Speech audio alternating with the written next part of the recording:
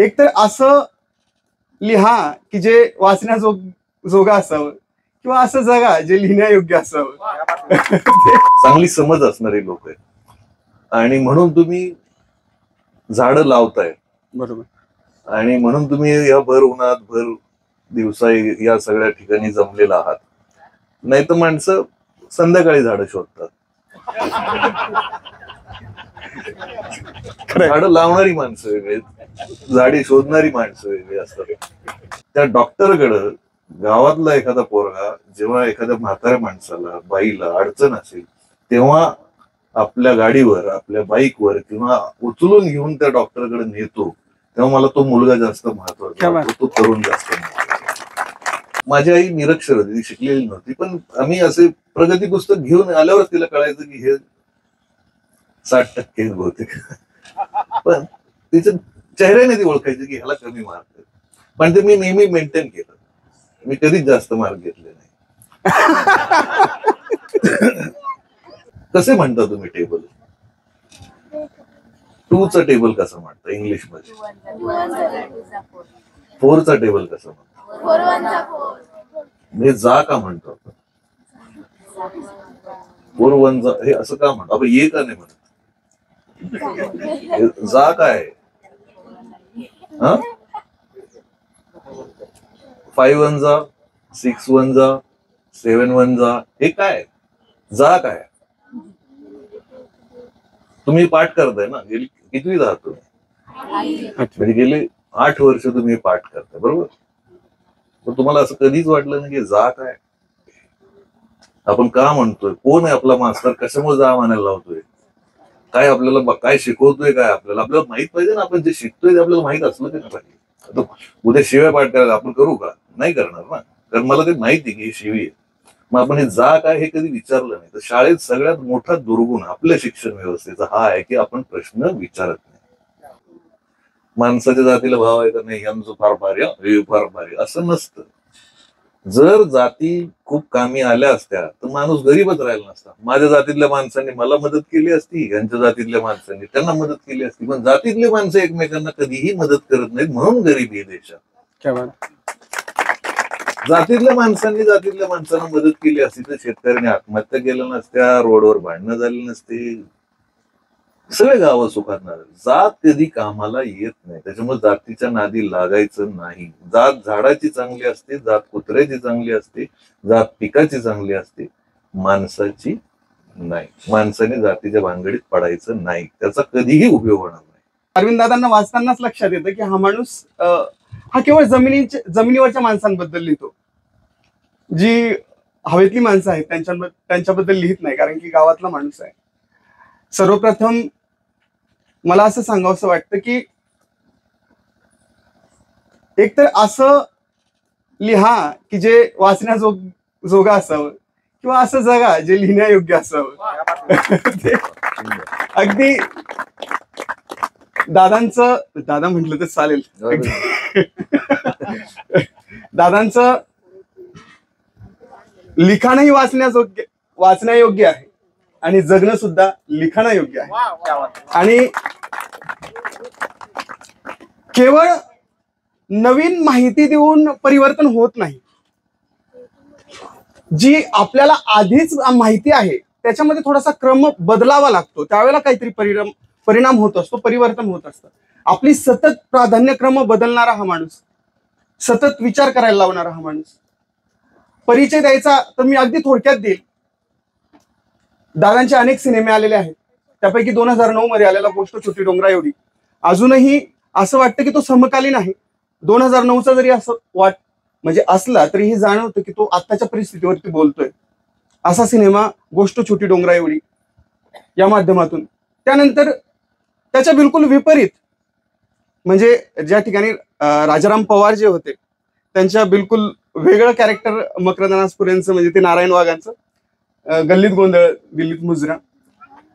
बस्ता बापाची गोष्ट सांगणारा चित्रपट, मुलीच्या हुंड्यासाठी बापाची वणवण दाखवणारा चित्रपट, समाजभान जपणारा हा लेखक. आणि कोणता झेंडा घेऊ हाती हे गाणं ऐकल्यानंतर अजूनही आपल्याला काटा येतो. आणि जी कार्यकर्त्यांची अवस्था होती ती मला असं वाटतं आज राजकारण्यांची अवस्था आहे की कोणता झेंडा घेऊ हाती नेमकं ते कळत नाहीये त्यांनाही. अशी परिस्थिती आज झाली. तर हे सगळं करत असताना 40 देवराया उभारणं 13 जिल्ह्यांमध्ये 5 लाखांहून अधिक लागवड करणं म्हणजे सगळ्यात मोठी देवराई असं वाटतं. आम्ही समृद्ध आहोत बीडकर की जी आमच्या पालवनमध्ये आहे. सह्याद्री देवराई पालवण जवळपास 1.5 लाखाच्या वरून तिथे वृक्ष आहेत आणि अगदी देशी वृक्ष आहेत. तर हे सगळं करत असताना हा माणूस आपल्यातला वाटावा हे मोठेपण आहे त्यांचं. तर हे सगळं करत असताना मला पहिला प्रश्न आहे की हा जो कार्यक्रम आहे हा मित्रांनी एकत्र येऊन केलेला कार्यक्रम आहे. तर ह्या सगळ्या भूमिका पार पाडत असताना लेखक म्हणून किंवा एक गीतकार म्हणून किंवा एक पर्यावरण चळवळ चालवणारा एक माणूस म्हणून साधारण तर मित्राची काय एक भूमिका असते, आपल्यासोबत मित्राची किंवा सवंगड्याची संगतीची काय भूमिका असते किंवा काय फरक पडतो या गोष्टीने? म्हणजे नुसतं मित्र असा मुद्दा नसतो. आता तू विचारलं मला की दादा म्हणू का, तर दादा हे काही कधी कधी फार चांगलं नाव पण नाहीये.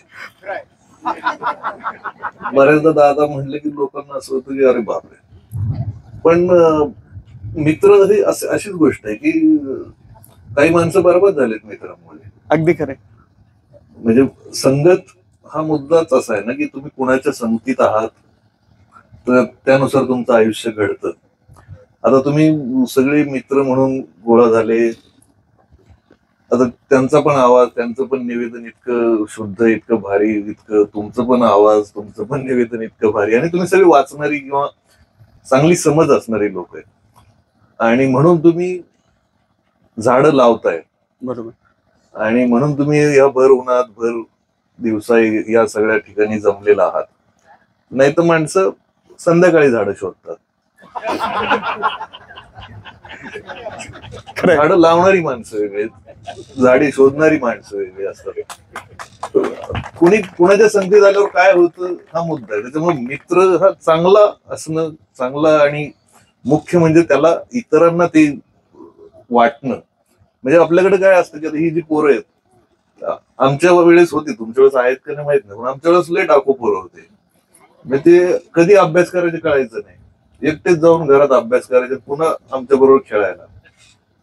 तर ही अशी पद्धत पण बरोबर नाही. म्हणजे सगळ्यांनी मिळून अभ्यास केला पाहिजे. माझ्या मित्राला पण माझ्या एवढे मार्क पडले पाहिजेत ही भावना महत्वाची असते. त्याच्यापेक्षा मला जास्त मार्क पडले पाहिजेत ही काही स्पर्धा मजा नाही. म्हणजे कुणापेक्षा जास्त मार्क मिळवणं हे आपलं आयुष्य नसतं. माझ्या वर्गातली सगळीच मुलं पास होणं ही भावना जेव्हा येते ती शाळा सगळ्यात बेस्ट असते. मी वर्गात पहिला येईन त्याच्यात शाळा नसते मोठी होत, फक्त तो पोरगा मोठा होत असतो. आणि तो पोरगा मोठा होऊन काय करतो, फार फार तर काय होतो, डॉक्टर होतो. एका इंजेक्शनचे काय 60 रुपये घेत असेल, नाही तर 600 घेईल. पण त्या डॉक्टरचा देशाला काही फायदा नसतो. त्या डॉक्टरकडं गावातला एखादा पोरगा जेव्हा एखाद्या म्हाताऱ्या माणसाला बाईला अडचण असेल तेव्हा आपल्या गाडीवर आपल्या बाईकवर किंवा उचलून घेऊन त्या डॉक्टरकडे नेतो, तेव्हा मला तो मुलगा जास्त महत्वाचा वाटतो, तो तरुण जास्त महत्वाचा. दादा, समानुभूतीमुळे संघर्ष कमी होतो. म्हणजे एखाद्याला आपण समजून घेतलं तर थोडासा कदाचित संघर्ष कमी होतो आपला. आता तुम्ही एक मुद्दा छान सांगितला की ही जी मुलं आहेत ही स्पर्धेच्या मागे धावत आहेत, डॉक्टर व्हायचंय, इंजिनियर व्हायचंय. तर तुमचं 11वी सायन्स आणि त्याच्यानंतर 12वी आर्ट आणि मिरचीच्या खळ्यावर, तर या ठिकाणी तुम्हाला म्हणजे विचार काय होता की नेमका 11वी सायन्स मधून 12वी आर्ट्स का? नाही, 12वी पण सायन्स केलं. BA ला मी फर्स्ट इयरला आर्टला गेलो आणि त्याच्यानंतर सोडूनच दिला. फर्स्ट इयर नंतर मी कॉलेज सोडलंय. पास झालो ना, नापास झालो पण नाही सोडलं. चांगले मार्क होते मला फर्स्ट इयरला, पण मी ते सोडलं कारण मला गडबड कशी होते की आता तुमच्या पूर्ण गोष्टींमध्ये खूप बदल होतोय, आपल्या गावामध्ये बदल होतोय, मुलांनी शिकलं पाहिजे, मुलांनी काय अमुक केलं पाहिजे, हे केलं पाहिजे, असं बदल होतो. पण तसं काही फार आधी तसं नव्हतं. आधी म्हणजे एक 25 वर्षापूर्वी. पण आता तुम्ही हे जसे कपडे घातले, मला पहिल्यांदा वाटलं काय ही पुढारी बिडारी घडवायची शाळा आहे का काय, एवढी जॅकेट बिकेट घालून आले सगळे. पण आता आपल्याकडे सगळं गावाकडे असं होतंय की टापटीप राहिलं पाहिजे, स्वच्छ राहिलं पाहिजे, मुलं नीटनेटकी राहतील, लहानपणापासून सवय लागते. त्यामुळे ही चांगली पद्धत आहे की आपल्या ड्रेस पासून आपली सुरुवात होते. पण माझ्या बाबतीत गडबड काय झाली होती, माझा मोठा भाऊ खूप हुशार, तो इंजिनियर, माझा छोटा भाऊ क्लास 1 ऑफिसर आहे. मी एकदम, माझी आई निरक्षर होती, ती शिकलेली नव्हती, पण आम्ही असे प्रगती पुस्तक घेऊन आल्यावर तिला कळायचं की हे 60% बहुतेक. पण तिच्या चेहऱ्याने ती ओळखायची की ह्याला कमी मार्क आहेत. पण ते मी नेहमी मेंटेन केलं, मी कधीच जास्त मार्क घेतले नाही. पण त्यातली महत्वाची गोष्ट अशी होती की मला आणि माझे वडील एसटीत कंडक्टर होते. तर मोठ्या इंजिनियर आणि हे सगळं असं तिला दिसत होतं आईला. तर आईचे असे हे होते की अरविंद तू, मला नाटकाचा खूप नाद होता, मी असं फिरायचो स्पर्धेला इकडं तिकडं. तर माझी आई म्हणायची अरविंद तू काय कर, बापाच्या जागी कंडक्टर हो, म्हणजे काय तुला फिरायची हौस पूर्ण होईल आणि फुकट फिरशील. तर तिची माझ्याबद्दल एवढी माफक अपेक्षा होती की मी कंडक्टर व्हायला पाहिजे. आणि नाहीतर घरच्यांचं बाकीच्यांचं होतं की आमच्या काळात ते डीएड बीएड करा आणि मास्तर व्हा. म्हणजे आमच्या काळात इतकं ते बेकार होतं, सगळीकडे डीएड. म्हणजे आजही तुम्ही गावात जर बघितलं तर 100 मास्तर निघतात आपल्या बीडच्या आणि नगरच्या गावामध्ये, इतके मास्तर. तर राजकारण्यांनी लय बरबाद केले ते डीएड कॉलेज काढून. यांनी पैसे कमवून टाकले, ते मास्तर बोंबलं हिंडायला लागले, त्यांना नोकऱ्या नाही, पगार नाही. तर ही सगळ्यात महत्वाची गोष्ट काय, ते मला करायचं नव्हतं. आणि मला माहित होतं की मी बीए केलं की बीएड डीएड कंपल्सरी. तर माझं काहीही ठरलेलं नव्हतं, फक्त एक ठरलं होतं की आयुष्यभर नोकरी करणार नाही, फक्त लिखाणावर पैसे मिळवेल आणि तेवढंच करेल. आणि ते मी घरी पण सांगितलं आणि मी ते आतापर्यंत केलं. मी अजूनपर्यंत कुठं नोकरी नाही केली, अजूनपर्यंत कुठं मी काम मागायला गेलो नाही. मला लिखाणामुळे जे काही काम मिळतं ते मी करतो.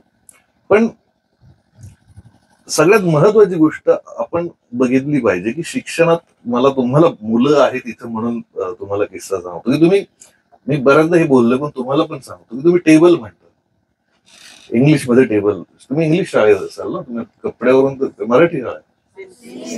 हा म्हणजे इंग्लिश आहेच आहे, पर्यायच नाही त्याला. कसे म्हणता तुम्ही टेबल? 2चा टेबल कसं म्हणता इंग्लिश मध्ये? 4चा टेबल कसं म्हणता? म्हणजे जा का म्हणतो आपण? 4 1 जा, हे असं का म्हणतो आपण? ये का नाही म्हणत? जा काय? 5 1 जा, 6 1 जा, 7 1 जा, हे काय? जा काय? तुम्ही पाठ करताय ना, गेली कितवीत आहात तुम्ही? म्हणजे गेले 8 वर्ष तुम्ही पाठ करताय, बरोबर? तर तुम्हाला असं कधीच वाटलं नाही की जा काय आपण का म्हणतोय, कोण आहे आपला मास्तर, कशामुळे जा म्हणायला लावतोय, काय आपल्याला काय शिकवतोय, काय आपल्याला माहित पाहिजे ना. आपण जे शिकतोय ते आपल्याला माहित असलं की नाही पाहिजे. उद्या शिव्या पाठ करायला आपण करू का? नाही करणार ना, कारण मला ते माहिती की ही शिवी आहे. मग आपण हे जा काय हे कधी विचारलं नाही. तर शाळेत सगळ्यात मोठा दुर्गुण आपल्या शिक्षण व्यवस्थेचा हा आहे की आपण प्रश्न विचारत नाही. मला जे शिकवलं जाते ते का शिकवलं जाते, काय आहे त्याचा अर्थ, हे मी विचारत नाही. फक्त मला एवढे मार्क मिळणार, टेबलचे मला किती मार्क आहेत मी पाठ करतो. ही जा काय?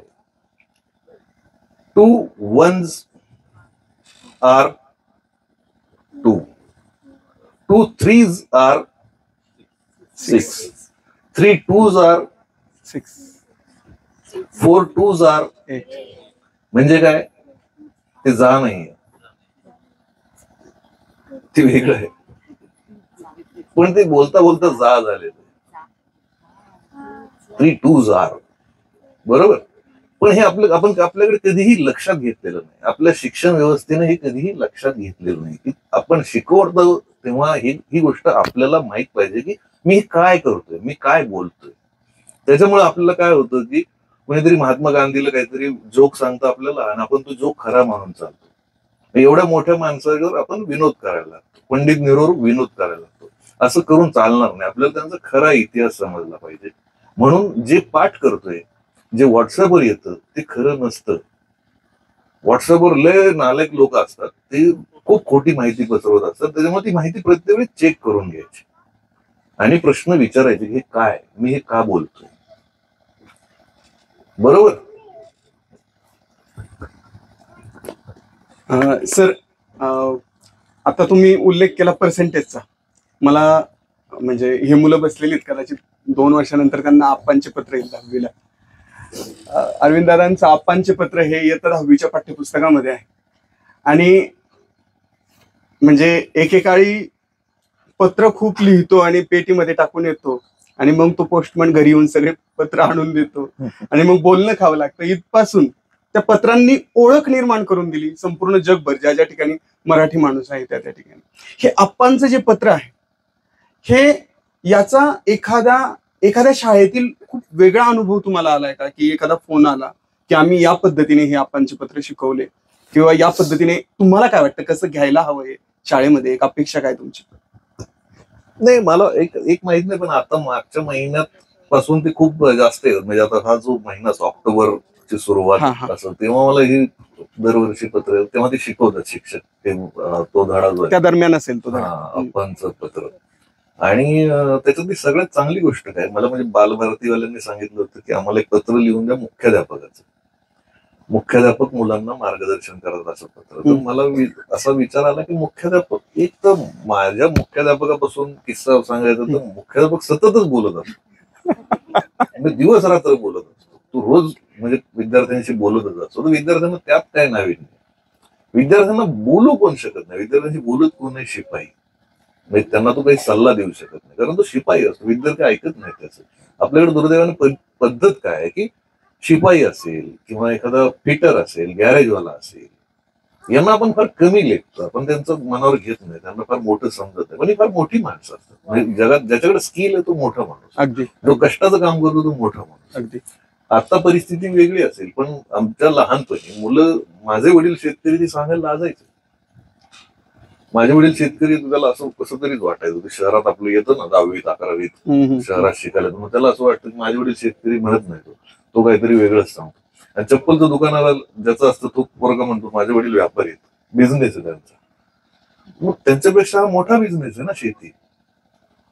म्हणजे शेती हा असा बिझनेस आहे की ज्या एका कणसापासून हजारो दाणे तयार होतात. एवढा मोठा बिझनेस कोणाचा आहे? कुठलाच. तर हा जो शेतकरी आहे किंवा शिपाई आहे किंवा कुणी आहे, याचं फक्त राहणं साधं आहे म्हणून तुम्ही त्याला मान देता. पण वर्गात काय होतं, तुमचे आता शिक्षक, त्यांच्यासमोर तुम्ही कसं नाटकं करता, आपण खूप शांत बसतो, मी खूप सज्जन आहे, मी खूप शहाणा आहे, मी खूप शांत आहे, असं नाटकं करता की नाही तुम्ही? पण शिक्षकाला माहित नसतं खरं पोरगं काय आहे ते. शिपायाला माहित असतं, कारण त्यांनी त्याला मैदानात बघितलेलं असतं. शिपाई तुम्हाला बाहेर बघतो, तुम्ही नळापाशी काय भांडणं करता, तुम्ही ग्राउंडवर काय करता, हे शिपायाला माहित असतं. खरे हे पोरग काय आहे ते शिपायाला माहित. म्हणून मी ते शिपायाचं पत्र लिहिलं. आणि तो शिकवताना मला सगळ्यात चांगले अनुभव आहेत की बऱ्याच ठिकाणाहून हा पाठ शिकवताना, शिपायाचा धडा शिकवताना, शिपाई काकाला वर्गात बोलवलं जातं आणि मुलं त्यांच्या पाया पडतात त्या दिवशी, आणि मग तो पाठ शिकवला जातो. अशा खूप शिपायांनी मला जेव्हा सांगितलं की तुमच्यामुळे पहिल्यांदा आम्हाला वर्गात बोलवलं किंवा मुलं पाया पडली, तर मला ते असं वाटतं की माझ्या लिखाणाचं सगळ्यात मोठं काम हेच असेल. तर ती चांगली पद्धत सुरू झाली. आणि या निमित्ताने मी तुम्हाला सांगतो की मी नेहमी शिक्षकांना सांगतो, पण तुम्हालाही सांगतो, पालकांना सांगतो की आपला मुलगा कसा आहे, मुलगी कशी, म्हणजे हे काय करतात लोक की काउन्सिलिंग, ह्याला विचार त्याला विचार, मग कसं आहे बुद्धी, कसं आहे काय, ह्याची एक फार सोपी टेस्ट आहे, ह्याची एक सोपी पद्धत आहे. मुलाच्या वहीचं शेवटचं पान उघडून बघा. पहिल्या पानावर सगळं डुप्लिकेट आहे, पहिल्या पानावर ती फेअर अँड लवली आहे. ओरिजिनल काय आहे ते शेवटच्या पानावर आहे. ते शेवटच्या पानावर त्यांनी काय चितारून ठेवलंय, त्यांनी चित्र काढलेत का, गणित सोडवलीत का, कविता लिहिल्यात का, पिक्चरची नावं लिहिली, हे सगळं त्या शेवटच्या पानावर असतं. आणि मुलगा पुढे काय करू शकतो हे तुम्हाला ते वहीच्या शेवटच्या पानात कळतं.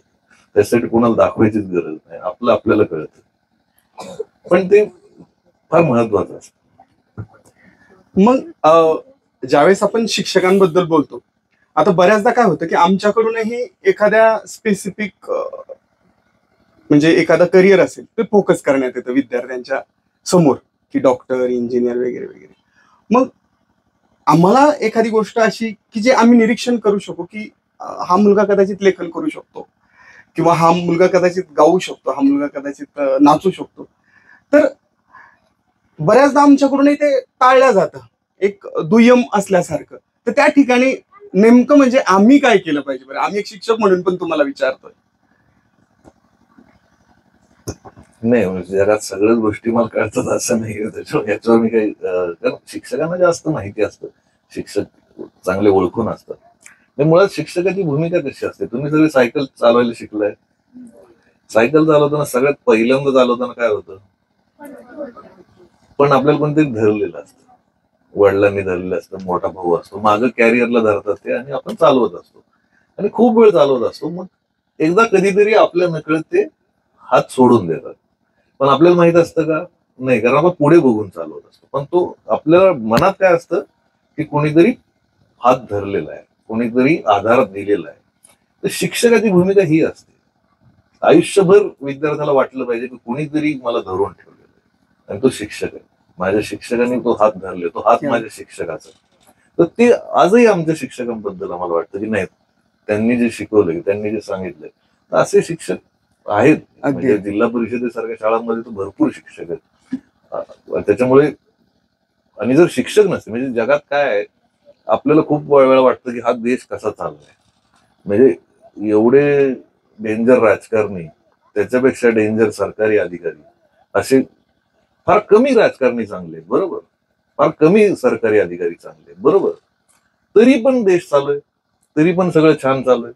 कसं चालू आहे त्याचा किस्सा सांगतो तुम्हाला. कर्नाटकमध्ये गाव आहे, जंगलातलं गाव आहे. त्या जंगलातल्या गावात शाळा बंद पडली होती, कारण मुलं मुलींना जाण्याचा विषय, मुलींचं तर लांबच राहिलं, जंगलात मुलं तरी कसे जाणार, ती शाळाच बंद करून टाकली होती. आणि ती लोक परेशान होती, आता शाळा एवढ्या जंगलात जायला पण मुलं शिकणार कसे, पर्याय नव्हता काही. तर ते शिक्षक बिचारा फ्रस्ट्रेट झाला होता. त्या शिक्षकांनी काय केलं की एवढ्या वर्षाची शाळा बंद पडणार, मुलं शिकणार कसे, तर त्या शिक्षकांनी कर्ज काढून जुन्या विद्यार्थ्यांना, माझ्या विद्यार्थ्यांना फोन केला, ते विद्यार्थी पण चांगले निघाले, ते सगळ्यांना मिळून त्यांनी कर्ज काढलं, पैसे जमवले आणि एक बस घेतली छोटी, आणि त्या बसमधून मुलं मुली शाळेत न्यायच्या जंगलातून. म्हणजे सेफ वाटतं, पालकांना पण टेन्शन नाही, कारण अचानक ते बिबट्या आणि हे सगळं वाढलं होतं. ते बसमधून जायचं, पण आता बस चालवणार कोण नव्हतं, पुन्हा एवढं कर्ज काढून बस घेतली, ड्रायव्हर कुठे ठेवणार आता. तर तो शिक्षक बस शिकला चालवायला, आणि त्या मुलांना तो रोज आणायचा, रोज सोडायचा, आणि अशा पद्धतीने ती शाळा चालू राहिली, आणि त्या मुलांचं शिक्षण झालं. त्या मुलांना काय वाटत असेल की हा, या माणसामुळे आम्ही शिकलो, नाही तर आम्ही शिकू शकलो नसतो, जंगलात कोण शिकवणार असतो. असे शिक्षक आहेत म्हणून हा देश चाललेला आहे, नाही तर या देशात काही खरं नाही. तिथं सरकारने काही केलं नाही, काही नाही, एका शिक्षकाने त्या मुलांचं शिक्षण केलं, म्हणजे पिढ्या घडल्या त्या या शिक्षकांमुळे. तर ही महत्वाची गोष्ट आहे, शिक्षक ह्याच्यापेक्षा अजून काय करा. अगदी अगदी. वा.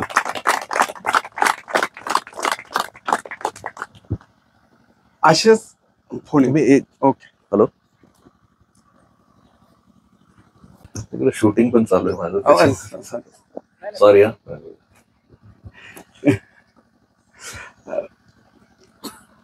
दादांचं पत्रास कारण की या पुस्तकामध्ये म्हणजे मला खूप जवळचं वाटलेलं असं एक पत्र आहे, किंवा ती सध्या काय करते, ते इतकं जवळचं वाटतं ते पत्र की म्हणजे मी एकदा सांगू काय, मी सांगू का त्यांना एकदा पत्रात काय आहे ते थोडक्यात, तुम्ही सांगा ती सध्या काय करते.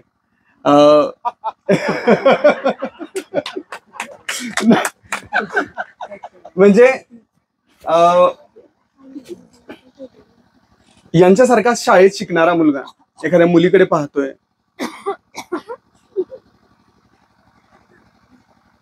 ती एवढी हुशार आहे की तिच्या प्रेमात पडण्यापेक्षा मला तिचा जास्त आदरच वाटतोय, एवढी हुशार आहे ती. तिला डॉक्टर व्हायचंय, आई बाप ऊसतोडीला जात आहेत, आजीकडे ठेवून आजी आजारामुळे आजीचं निधन होतं. मुलीला सांभाळायला कोणी नाहीये, 9वीतली मुलगी. आणि जी डॉक्टर होण्यासारखी जी मुलगी आहे तिचं 9वीतच लग्न होतं. म्हणजे ही जी मी स्टोरी सांगितली, दादांनी इतकी सुंदर ती लिहिलेली आहे की आम्ही आता मराठवाड्यातली जी लोक आहोत, आता आमच्या शाळेची परिस्थिती अशी आहे की आता दिवाळी येईल आणि दिवाळीनंतर 50% पालक हे कारखान्याला गेलेले असतात आणि 50% पालकांची जे काही मुलं आहेत समजा, तर ते आजी आजोबांसोबत राहतात. तर आमच्या काही 5वी 6वीच्या ज्या मुली आहेत त्या आजी आजोबांचा स्वयंपाक करून येतात शाळेत शिकण्यासाठी. एवढ्या जिद्दीने ते शाळेमध्ये येतात. तर ही जी गोष्ट आहे, मला असं वाटतं की हे स्पेसिफिक एक जनरल उदाहरण म्हणून दिसलं की एखादं स्पेसिफिक उदाहरण म्हणून तुम्हाला अनुभवात किंवा निरीक्षणामध्ये आलं होतं. हे म्हणजे याच्याबद्दलचं जाणून घ्यायचं. नाही, हे जनरलच होतं, म्हणजे स्पेसिफिक असं काही नाही. असं खूप मुलींच्या बाबतीत होतं, अगदी खूप म्हणजे हजारो मुलींच्या बाबतीत झालं. आणि तुम्ही मगाचपासून ते आम्ही जी मराठवाड्याची लोक आहेत म्हणतात ते पण म्हणले की आम्ही ते आमचं पाथर्डी जरा दुष्काळी भाग आहे. मी तुमच्यापेक्षा खूप मोठा माणूस आहे, मी बीड मधलं, तुमच्यापेक्षा मोठा दुष्काळ आहे. तुम्ही काय दुष्काळ पाहिलं, आम्ही त्याच्यापेक्षा जास्त दुष्काळ आहे. तुमच्याकडे किमान रस्ते, पाणी बिनी, उद्योगधंदे, जवळ तरी MIDC, आमच्याकडे ती पण नाही. आमच्याकडे एकच उद्योग आहे, फक्त राजकारणावर गप्पा मारा. अगदी. मला लोक नेहमी विचारतात की तुम्ही गल्लीत गोंधळ दिल्लीत मजुरा कसं काय लिहिलं. मला आम्हाला काम धंदेच काय होते, लहानपणापासून तेच ऐकतं. राजकारण राजकारण राजकारण. म्हणजे मला ते राजकारणी असे थोर वाटतात. पहिले काय वाटायचं मला की राजकारणी काम का नाही करत. मग मला नंतर लक्षात आलं, जर ह्यांनी काम केलं, पाण्याचा प्रश्न सुटला, सगळे प्रश्न सुटले, ह्यांना कोण विचारेल. माझ्या शेतात पाणी, माझ्या शेतात जायला वाट आहे, माझा माल न्यायला, सगळं पीक न्यायला, सगळे रस्ते सगळे, तर मी ह्यांना कुत्र विचारणार नाही. माणूस गप शेतात काम करेल ना. अशी वेळ आणून ठेवायची की बोंबलं ह्यांच्या मागच हिंडले पाहिजे. पाणी नाही, काय नाही, उद्योग नाही, धंदा नाही, रस्ता नीट नाही, मग करणार काय. हे जय म्हणत यांच्याच माग. ही जी गोष्ट आहे, सगळेच राजकारणी तसे नसतात. माझं दरवेळी काय होतं की आपण ही जनरल बोलायची सवय असते, पण खूप माणसं इतकी चांगली असतात, खूप माणसांनी असं काम करून ठेवलेलं असतं, खूप असे नेते आपल्याकडे घडलेले आहेत की ज्यांच्यामुळे आपण, म्हणजे आता हा आपला महाराष्ट्र आहे, आपल्याकडे रोजगार हमी कायदा आलेला आहे सगळ्यात आधी आणि मग तो देशात गेला. अगदी. हा आपला महाराष्ट्र आहे, ज्याच्यात MIDC आपल्याकडे सगळ्यात पहिल्यांदा झाली उद्योगाची, आणि मग ती देशाने त्याची कॉपी केली. पण आपल्याला ते पण माहित नसतं. म्हणजे चांगल्याला चांगलं म्हणणं पण आपल्याला कळत नाही, आपण फक्त विनोद करतो. पण त्या दोन्ही गोष्टी आहेत. जो मगाचा मुद्दा होता की मुलींचा, तो सगळ्याच मुलींच्या बाबतीत खूप घडतो, अजूनही घडतो. अगदी. म्हणजे आता जरी विचारलं आपण की तुमच्या म्हणजे पाणी कोण भरतं घरात, आई आई आई ताई. घरात आता स्वयंपाकाचं काही काम असेल, मदत करायचं, तर कोण करतं. आईला मदत कोण करतं, बहीण करते. बरोबर. म्हणजे हे चित्र बदललेलं नाही, हे चित्र बदलत नाही. आपल्याला वाटतं खूप असं, पण असं होत नाही. मी नेहमी सांगतो की एक गोष्ट तुम्ही लक्षात ठेवा की बदल हा तुमच्यापासून होणार आहे, तुमच्यापासून तुम्हाला करायचं आहे. म्हणजे आपल्याकडे पाथर्डी काय, तुमच्याकडे बीडला काय, पाण्याचं इतकं की काही गावात पाणी किती किलोमीटरवर आणतात माहिती आहे तुम्हाला. 2-2, 4-4 किलोमीटरवरून पाणी डोक्यावर हंडा घेऊन मुली ते पाणी भरत असतात. आता हे कधीपासून आहे, 70 वर्षापासून आहे, 100 वर्षापासून आहे. पण किमान गेल्या 30-40 वर्षात मुली इंजिनियर होत आहेत का नाही. बरोबर. 40-50 वर्ष मुली इंजिनियर होत आहेत. एवढ्या मुली इंजिनियर झाल्या, पण ह्या मुलींना जेव्हा इंजिनियर झाल्यावर असं का नाही वाटलं की माझ्यासारख्या मुली गावोगाव डोक्यावर हंडा, कळशी, घागर घेऊन पाणी भरतायत, त्यांचं ओझं कमी व्हावं असा एखादा शोध लावा. मुलं तर नाही लावणार, कारण त्यांनी उचललंच नाही तर ते काय शोध लावणार. पण मुलींनी तरी हा विचार केला पाहिजे की नाही. अगदी. तर तो विचार जोपर्यंत मुली करणार नाही तोपर्यंत शिक्षणाचा काहीच उपयोग नाही. म्हणजे एवढे अधिकारी, कृषी अधिकारी झाले, सगळे गावातूनच गेलेत ना. एवढे कलेक्टर आहेत ते गावातूनच गेले ना. त्याला गावाचा विचारच जर नसेल येत, त्याला जर शेतकऱ्याचा विचारच नसेल येत, तर मग शेतकऱ्याचा पोरगा कलेक्टर झाला म्हणण्यात काय अर्थ आहे. हे बोगस आहे सगळं. म्हणजे शिक्षणाला काहीच अर्थ नाही. अगदी. आत्ताच सर तुम्ही म्हणाले की सुरुवात आपल्यापासून करावी. म्हणजे काल काकाजी आले होते इंद्रजित देशमुख, ते म्हणाले की थिंक ग्लोबली, ऍक्ट लोकली आणि रिस्पॉन्स पर्सनली. म्हणजे तुम्ही स्वतःपुरतं तरी निदान करू शकता. आणि तुम्ही एका खूप सुंदर व्यक्तीचं एक पत्र लिहिलेलं आहे, अभित सुरतींचं. अगदी म्हणजे खूप छोटं काम आहे पण खूप मोठा परिणाम आहे त्या कामाचा. तर असे काही अजून एखादी उदाहरण तुमच्या निरीक्षणात आहे की म्हणजे आम्ही सिद्धार्थदादांकडे पाहतो त्या बाबतीत. म्हणजे सरपराधनीला तुम्ही मागे येऊन गेलेला आहात. आता काल बिबट्या आला होता आणि पानवठ्याजवळ बसलेला होता आणि दिदी एकट्या होत्या आणि अगदी सहज बोलल्या की मी पाहून येते म्हणून. आणि दादा म्हणाले की काही जाऊ नको, पण त्या पाहून आल्या, व्यवस्थित पाहून आल्या त्या बिबट्याला. म्हणजे ही लोक एवढं सगळं करतायत पण तरी जमिनीवर आहे. अभित सुरतींसारखे एवढं सगळं करताय. अभित सुरती म्हणजे मुंबईमधला एक म्हणजे प्रसिद्ध चित्रकार, लेखक. सगळं काही आहे स्वतःकडे, परंतु माझ्याकडून काहीतरी करायचंय म्हणून प्रत्येक घरी जाऊन सोसायटीची परमिशन घेऊन त्या घरामधले जे नळ आहेत, लिकेज, एका प्लंबरला सोबत घेऊन ते नळ लिकेज ते व्यवस्थित दुरुस्त करतात आणि तिथलं काही थेंब पाणी वाचवतात, परंतु एकंदरीत पूर्ण लाखो लिटर पाणी वाचवतात. असे हे अभित सुरतींबद्दल दादांनी खूप सुंदर भाषेमध्ये लिहिलेलं आहे पत्रास कारण की याच्यामध्ये. तर एवढं सगळं करूनही जमिनीवर राहणारी ही जी लोक आहेत, तुम्ही त्यापैकीच एक आहात आमच्यासाठी. कारण की म्हणजे माणूस बघण्यातून वागण्यातून लगेच लक्षात येतो, आपल्याला कनेक्ट करतो आपण. मग अशीच तुम्ही फोनवर पत्ता वगैरे सांगत होते, आम्हालाच अवघडल्यासारखं होत होतं की दादा रस्ता वगैरे विसरलेत की काय. तर हे सगळं करत असताना हा अहंकार कसा बाजूला ठेवायचा?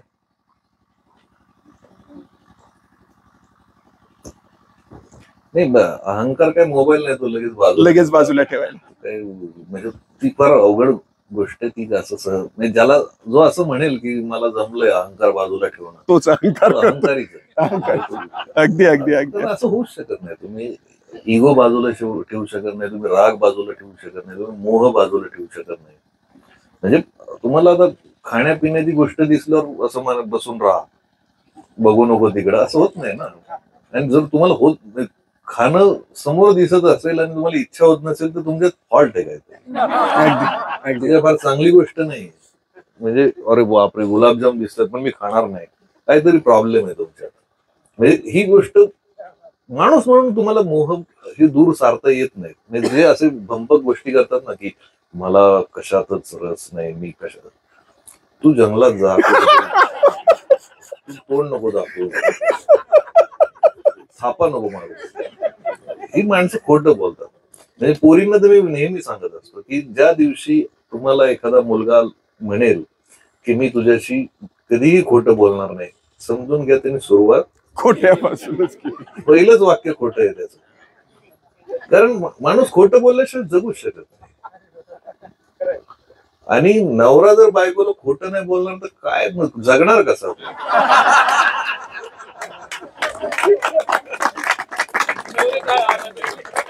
बरं, लोकांना काय वाटतं, बायकांना काय वाटतं की नवरे खोटं बोलतात म्हणजे तुमच्यामुळे खोटं बोलतात, घाबरून खोटं बोलतात.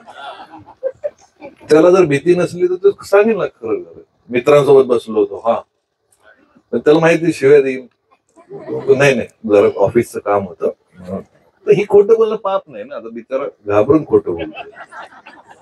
पण काय झालंय की यात जसं जसं विज्ञान तंत्रज्ञान वाढतं, जसं जसं क्रांती ही येत जाते, मोबाईल येतो. नाही आधीच्या पिढीत, आता ह्या पोरांना माहिती नाही मोबाईल शिवाय जगलेत लोक. अगदी. आता तो मोबाईल हरवला एखाद्याचं चक्कर येऊन पडतो, तो मोबाईल कुठे. पण असे लोक होते, आम्ही मोबाईल नव्हता तेव्हा पण एकमेकांना बोलायचो. आणि असे बाप होते, असे नवरे होते जे घरातून बाहेर पडले की कधी घरी येतील ते ठरवायचे, मोबाईल नाही ठरवायचा. बायका फोन नाही करू शकत होते त्यांना की कधी येणार, कुठे आहेत, काय. मग मोबाईल आला, मग तो नवरा ताब्यात आला की त्याला फोन यायला लागले, कुठे. मग तो बिचारा गपचूप घरी यायला लागला. तरी पण तो खोटं बोलतच होता. की नाही जरा ऑफिसमध्ये काम आहे, जरा अमुक आहे, बसलेला असायचं बारमध्ये, पण खोटं सांगायचं. मग ते स्मार्टफोन आला, बायका व्हिडिओ कॉल करायला लागल्या. आता काय सांगतो ऑफिसमध्ये, व्हिडिओ कॉलवर तर काय खोटं बोलायची सोय नाही. मग तो बिचारा बारमधून बाहेर येऊन एखाद्या ठिकाणी असं भिंतीला उभं राहून हा बोल. पण मग ते लोकेशन आलं, बरोबर. बायका म्हणायला लागले लोकेशन टाका. त्याच्यानंतर पुरुषांमधला प्रामाणिकपणा वाढत चालला, पुरुष प्रामाणिक होत चालले. पण हे जे तंत्रज्ञान आहे हे खूप महत्वाचं असतं. हे बायकांना वरदान आहे, पुरुषांना शाप आहे असं पुरुष समजतात. पण बँकांमध्ये बायका घरातून व्यवहार ज्या दिवशी करायला लागल्या गुगलवरून बँक, त्या दिवशी सगळ्यात मोठा फायदा झाला. कारण तोपर्यंत कुठलीही बाई कुठलं बिल भरायचं असेल, काही करायचं असेल, नवऱ्याला सांगायचे हो ते पैसे भरायचे जाऊ दे, तोपर्यंत वाट बघायची. आता ती तिच्या हातात आली सत्ता की मी ती मोबाईल मधून व्यवहार करू शकते. त्यामुळे ह्या तंत्रज्ञानाचा असा विचार केला पाहिजे. आपल्याला हे शोध लावायचे की ज्याच्यामुळे स्त्री स्वयंपूर्ण होईल, शेतकऱ्याला मदत होईल. आता जेव्हा एखादा ड्रोन शेतात दिसतो, फवारणी करताना जेव्हा दिसतो, तेव्हा खरा त्या ड्रोनचा आनंद होतो. नाही तर तो ड्रोन बघून काही मजा नव्हती ना. अगदी. आणि गोष्ट छोटी डोंगरा एवढी याचं मुखपृष्ठच मुळात ते आहे की आकाशातून ड्रोन उडतोय आणि एक शेतकरी पाहतोय. मुळात त्याचा आणि त्या ड्रोनचा काहीच संबंध नाही. त्या आभाळाने धोका दिलेला आहे त्या शेतकऱ्याला. तर आता आपण बोलत होतो आणि तुम्ही म्हणाले की प्रत्येक जण असं मोठ्या तोऱ्यात बोलण्याचा प्रयत्न करतो आणि प्रत्येकामध्ये आता हे ऑनलाईनच्या माध्यमातून स्वतःला सिद्ध करण्याची स्पर्धा लागली का बरं? की मला म्हणजे हा स्वतःला काहीतरी सिद्ध करतोय, याने कुठले तरी फोटोज टाकलेत, याने कुठलं तरी स्टेटस ठेवलंय, तर मीही ते केलंच पाहिजे. मग ते फोमो म्हणतो तसं की मिसिंग आउटची भीती आहे, बाहेर पडण्याची भीती या साखळीमधून आपण, असं होतंय का हल्ली? नाही, मिसिंग आउट तर आहेच, भीती असतेच लोकांना. पण मुळात आपण स्टेटस कशाला म्हणता तुम्ही मोबाईल मध्ये? कशाला सांग सांग जोरात. व्हॉट्सअपवर कशाला स्टेटस म्हणतात? फोटो टाकतात. हा हा आपण तिथं जात होतो लोकांना सांगायला. हो, म्हणजे ते फोटोच टाकतात ना, अजून काय करतात? व्हिडिओ. हं. त्याच्यात कुणाचे फोटो टाकतात? स्वतःचे. मला एक सांगा, स्टेटस काय? म्हणजे माझा एक मित्र आहे, तो मला म्हणला स्टेटस पाहिलं का माझं? म्हणलं कुठे? तो म्हणला व्हॉट्सअप. व्हॉट्सअपला. अरे म्हणलं तू आरशात पाहा ना स्टेटस. क्या बात, क्या बात. म्हणजे तुमचं स्टेटस व्हॉट्सअपला काय दाखवायचं? आरशात पाहायचं. म्हणजे सगळ्यात आयुष्यात दोनच गोष्टी आहेत. सरकारने केलेली चांगली गोष्ट काय? आधार कार्ड. रोज सकाळी उठून बघायचं तुम्ही कसे दिसता ते आधार कार्ड.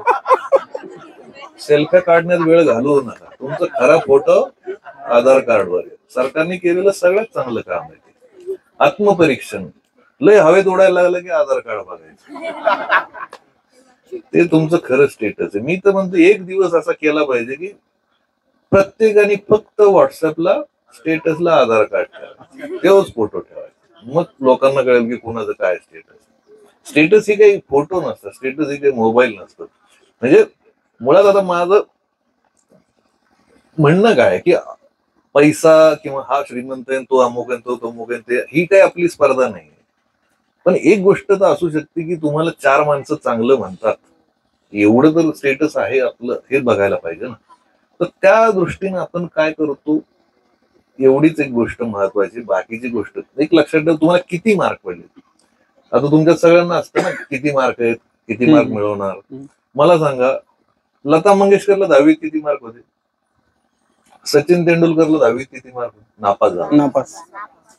विचारतं त्याला कोणी? तू वानखेडे स्टेडियमवर आला काही 10वीला किती मार्क होते विचारतं? लता मंगेशकर लंडनला जायचे गाणं म्हणायला, तिला बेला हे आपले बाकीचे गायक सोनू निगम किंवा काय, त्यांना विचारतं का 10वीचा पेपर दाखव? 10वीच मार्क ही आयुष्याला पुरणारे नाही, ते त्या वर्षापुरते महत्वाचे. पण ते वर्ष त्यामुळे त्या वर्षी ती मेहनत घ्यायची. आयुष्यात तुम्हाला काय विचारणार आहे, तुम्ही माणूस म्हणून कसे, तुमच्यात क्वालिटी काय, तुमच्या स्किल काय, आणि एक तरी स्किल असलं पाहिजे. एक लक्षात ठेवा, अभ्यास करा काय करा, पण तुम्हाला गाणं आलं पाहिजे, नाहीतर लिहिता आलं पाहिजे, नाहीतर वाचनाची आवड पाहिजे, नाहीतर खेळाची आवड पाहिजे. हे जर याच्यापैकी एक काही नसेल तर मग काय उपयोग नाही. कारण आता इथून पुढे नोकऱ्या खूप अवघड होणार आहेत. आता काय आलंय, AI. आता अकाउंटंटची गरज नाही, कुठल्या CA ची गरज नाही पडणार काही वर्षांनी, अजून डिझायनरची गरज नाही पडणार, प्रिंटरची गरज नाही पडणार. मग काय होणार आहे, नोकऱ्या कमी होणार आहे. मग गरज कोणाची पडणार आहे, तुमची गाडी AI नाही रिपेअर करणार, शेती नाही AI करणार. ज्याच्याकडे स्किल आहे त्याची गरज पडणार आहे. ज्याच्याकडे डिग्री त्याची काहीही गरज नाही पडणार. ती डिग्री त्याला म्हणतील उशाला घे आणि झोप. नक्कीच नक्कीच दादा. आता तुम्ही AI आणि या तंत्रज्ञानाविषयी उल्लेख केला, तर माझा एक प्रश्न त्याला लागूनच आहे की डार्विनचा एक सिद्धांत आहे की बाबा जी गोष्ट वापरात येत नाही ती गळून पडते. तसं हे ChatGPT आणि AI मुळे कल्पना शक्ती गळून पडण्याच्या याच्यावर असेल असं वाटतंय का, की कल्पना आपली जशी, म्हणजे आपण लहानपणी ज्याप्रमाणे कल्पना करायचो एखाद्या गोष्टीची, की बऱ्याचदा आपल्याला माहित नसतं त्यावेळेला आपण कल्पना करतो एखाद्या गोष्टीची, आणि खूप खूप वेळा खूप जास्त जर माहित झालं तर त्याची कल्पना माणूस सोडून देतो. तर हा फरक काय जाणवतोय पूर्वीचा आणि आत्ताचा कल्पना शक्तीमधला एकंदरीत, की त्यावेळेला वातावरण तसं होतं आणि आता ते अटेन्शन स्पॅन जरा कमी झालाय, सहनशक्ती जरा कमी झाली, अगदी 30 सेकंदालाच आपण स्क्रोल करून वर जातोय. नाही, हा थोडाफार फरक पडतो, पण मुळात काय आहे की ही जी नवीन पिढी जास्त टॅलेंटेड आहे, आपल्यापेक्षा जास्त त्यांना एक्सपोजर मिळालं, मोबाईल आहे, सगळ्या गोष्टी आहेत, ते त्याच्या आपल्यापेक्षा हुशार आहे. म्हणजे आमच्यासारख्या माणसाला नवीन मोबाईल मध्ये काय आलं तर भावचळून जातो आम्ही. पण तुम्ही बरोबर ते सगळं तुम्हाला कळतं, कारण तुम्ही त्याच्यात जन्मल्यापासून आहात. आमच्याकडे ते नव्हतं. पण कल्पना शक्ती आणि हे सगळे गोष्टी कसं असतं की मोबाईलमुळे तुमच्या काय झालंय की पूर्वी आम्ही काय लहानपणी मामाच्या गावाला, तुम्ही जात असाल मामाच्या गावाला, आहे का नाही फॅशन ती अजून? तेवढी एकच लक्झरी होती ती. मामाच्या गावाला जाताना आम्हाला काय डोक्यात असायचं उन्हाळ्यात जाताना, की बाबा नदीला पाणी उरलेलं असेल का, आंबे आलेले असतील का. तर तुम्ही काय करता, मामाला फोन करता, बरोबर, तेव्हा विचारू शकता ना व्हिडिओ कॉल करून, आंबे आहेत का, विहिरीत पाणी आहे का, काय करता, व्हिडिओ कॉल होतो, बरोबर. आम्हाला काय करावं लागायचं, आम्हाला ती इमॅजिन करावं लागायचं. ती एक कल्पना शक्ती होती की किती आंबे आले असतील, कोणत्या आंब्याला आले असतील आंबे, किती पाणी असेल विहिरीत, हे कुणी दाखवू शकत नव्हतं, मोबाईलच नव्हता. त्याच्यामुळे आम्ही ती गोष्ट रंगवायचो मनातल्या मनात. त्याला काय म्हणतात, कल्पना शक्ती, इमॅजिनेशन. तर ते इमॅजिनेशन आमच्या काळात ते असं आपोआप वाढत होतं. तुम्हाला प्रॉब्लेम काय झालाय, तुम्ही हात लावाल, फोन कराल, ती गोष्ट समोर येते. त्याच्यामुळे तुम्हाला इमॅजिन करायची फार कमी गरज पडते. तुम्हाला गुगल आहे, त्याच्यामुळे तुम्हाला इमॅजिन करायची खूप कमी गरज पडते. पण एक नेहमी लक्षात ठेवा, नदी ही गुगलवर सर्च करून कळणार नाही. नदी तिच्यात डुंबल्याशिवाय, उड्या मारल्याशिवाय कळणार नाही. गुगलवर फुलाचा वास येईल का, फुलाचा फक्त फोटो येईल. फुलाचा वास कशावर येईल, प्रत्यक्ष बघितलं. त्यामुळे ते गुगल आणि ह्या सगळ्या गोष्टीत आयुष्य पूर्ण त्याच्यावर विसंबून चालणार नाही. प्रत्यक्ष जगणं, प्रत्यक्ष ती गोष्ट बघणं आणि आपल्याकडे शोध लागणं महत्वाचं. माझ्याशी डार्विनचा जसा विषय निघाला, तुम्ही आता हे जे बसलाय, तुम्ही असं कधी बसलाय का की आता वाचत बसतो किंवा असं झालंय का कधी तुमचं? न्यूटनचं काय झालं होतं, गुरुत्वाकर्षणाचा शोध झाला, कसा लागला आणि काय झालं, म्हणजे आपण असतो, मी असतो तर खाऊन टाकला. पण प्रॉब्लेम काय, तो तिथे बसून होता अगदी आणि निवांत बसलेला होता. वाफेचा शोध कसा लागलाय, म्हणजे वाफेची शक्ती, जेम्स वॅटने जो शोध लावला, कसा लागला. जेम्स वॅट काय करत होता, टाइमपास. किटलीमध्ये पाणी टाकून गरम करत, त्याला काय चहा कॉफी करायची असेल, पाणी टाकून ठेवलं, हा टाइमपास करत बसला. बसू नका निवांत. ती किटलीचं झाकण ओढायला लागलं वाफेमुळे. ह्याचं लक्षच नव्हतं, कारण एवढ्या वेळ थोडी पाणी गरम करते. हे बसलं असेल काहीतरी, काय चाललंय, ती ओढायला लागलं झाकण, तरी पण तो बघत बसला. आणि त्याच्या डोक्यात सुरू झालं की अरे हे एवढी पॉवर कसं काय त्या वाफेमध्ये. आर्किमिडीज माहिती, आर्किमिडीज त्यांनी कशाचा शोध लावलाय?